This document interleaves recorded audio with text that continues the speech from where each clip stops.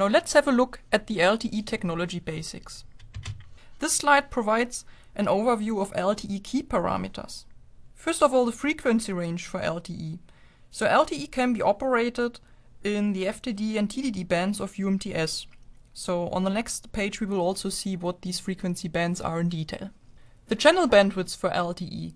So there is bandwidths defined 1.4 MHz, 3 MHz, 5 MHz, 10 MHz, 15 MHz and 20 MHz. And each bandwidth actually is composed of a certain number of resource blocks. As you can see in this table, a resource block is defined to be 180 kHz each, and the resource block represents the smallest entity for a resource assignment. So a terminal or subscriber can be assigned one resource block or multiples of it. And this is true for uplink and downlink. So 1.4 MHz actually is represented by 6 resource blocks, and so on up to the 20 MHz being represented by 100 resource blocks.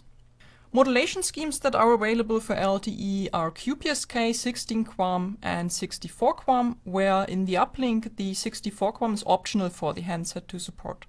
Multiple access schemes for LTE are the OFDMA in the downlink, orthogonal frequency division multiple access, and single carrier FDMA in the uplink.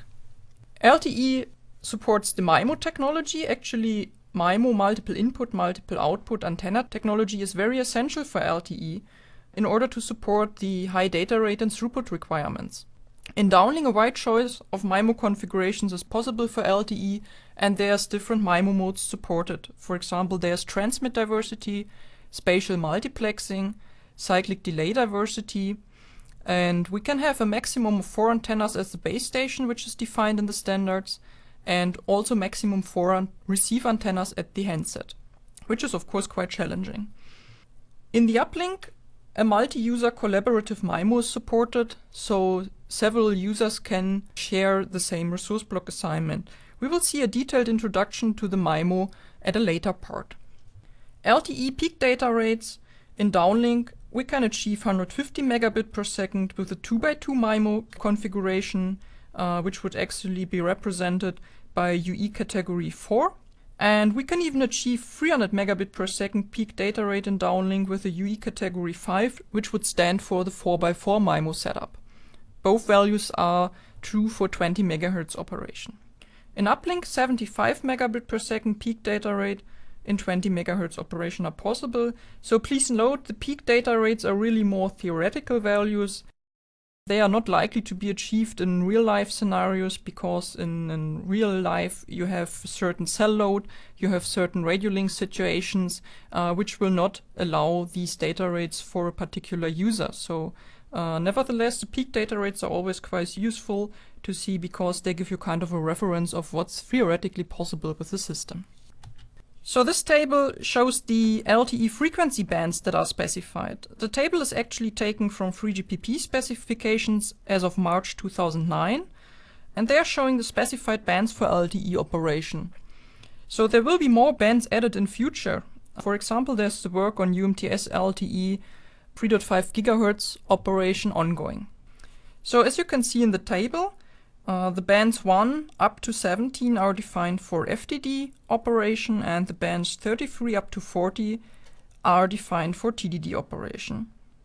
There's some prioritization already defined, so there's a certain prioritization for bands 1, which is the existing UMTS band, band 3, band 7, which is the 2.6 GHz band, and band 13 in the 700 MHz arena. For TDD, band 38 and band 40 have a certain prioritization for real network deployment and for the first commercial deployments. But in principle, LTE can be operated in all these frequency bands. So now let's have a closer look into the OFDMA multiple access scheme and the downlink frame structure for LTE. So what is OFDM? In an OFDM system, the available bandwidth is subdivided into multiple subcarriers, and each of these subcarriers can be independently modulated. So typically you have several hundred subcarriers in a certain bandwidth, and they have a constant spacing of some kilohertz. The figure shows an example for the 5 MHz bandwidth, and you see the subcarriers But of course, you can easily scale the OFDM principle also to higher bandwidths. Like in LTE, you have up to 20 MHz bandwidths. So compare the OFDM transmission with a single carrier transmission, for example for wideband CDMA. Since the multiple subcarriers in OFDM are transmitting in parallel, each one can transmit with a lower symbol rate, thus improving robustness of the technology for mobile propagation conditions. This picture shows the OFDM signal generation chain. So the modulated data symbols, which are going to be transmitted, are first parallelized, and then they are used as input bins to an IFFT operation. IFFT stands for inverse fast Fourier transform operation, which is taking place on the transmitter side in an OFDM system. This operation produces OFDM symbols. So actually we have a conversion from the frequency to the time domain here, and the OFDM symbols are then transmitted in the time domain of an OFDM signal. To each OFDM symbol, a cyclic prefix is appended as a guard interval to protect from inter-symbol interference. So this also means that with a longer cyclic prefix, radio channels with a larger delay spread can be addressed. So for example, larger cell, you would expect a larger delay spread, and therefore a configuration with a longer cyclic prefix would be helpful. On the receiver side in OFDM, you would expect an FFT operation to receive the symbols again and to convert again in the frequency domain. Now, what is the difference between OFDM and OFDMA? We have seen both terms already. So in OFDM, the users are allocated in the time domain only. So in this picture, you see on the y-axis the frequency domain and on the x-axis the time domain. And you see that user 1 has been assigned the full bandwidths, user 2 as well, and user 3 as well, and they are only separated in the time.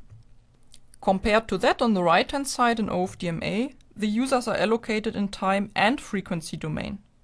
So you see that user 1 is only using part of the available bandwidths, as well as user 2 and user 1, they can share the available bandwidths to a certain extent. So this is actually a very flexible scheme, therefore it is also used in LTE, because you can also, for example, exploit gains of frequency-dependent scheduling. So you could exploit the fact that user 1 has a more beneficial radio link quality in a certain bandwidth area of the available bandwidths. So LTE uses a conventional OFDMA scheme. The picture shows an example for 5 MHz bandwidths, but of course you could also extend it to the other bandwidth values and scale it accordingly. So you see here the representation of the signal in the time and in the frequency domain. In the frequency domain, you see here the subcarriers represented. In LTE they have a constant spacing of 15 kHz for the regular configuration of the signal. And as we have seen, so you can transmit now and independently modulate on each of the subcarriers. The orthogonality of the subcarriers is also illustrated here. So in terms of the function here of each of the subcarriers, the frequency function, you see that where one subcarrier has a maximum, all the others have a zero crossing, which means that this is representing the orthogonality of the OFDM signal. In the time domain, you see the OFDM symbols transmitted, separated by guard intervals in LTE. Also, we have a cyclic prefix as guard interval. Different configurations are possible. We have a normal cyclic prefix with 5.2 microseconds for the first symbol and 4.7 microseconds for the other symbols of a slot. And we also have an extended cyclic prefix for larger cell corresponding to 16.7 microseconds. LTE provides QPSK, 16 QAM and 64 QAM as downlink modulation schemes, so these can be assigned to the UIs in the resource allocations.